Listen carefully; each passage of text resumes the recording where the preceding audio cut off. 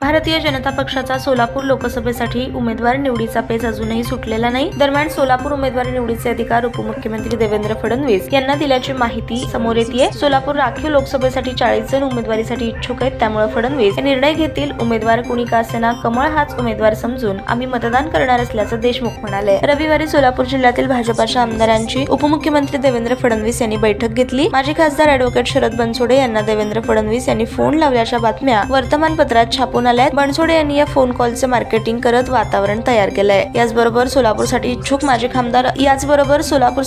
माजी खासदार अमर साबळे हे सोमवारी दुपारी उपमुख्यमंत्री देवेंद्र फडणवीस यांच्या मुंबईतील सागर बंगल्यावर जाऊन त्यांची भेट घेतली आहे। बराच वेळ त्यांच्यात चर्चा झाल्याची माहिती समोर आली आहे। ताज्या बातम्या पाहण्यासाठी प्राईम महाराष्ट्र न्यूज चॅनलला सबस्क्राईब करा।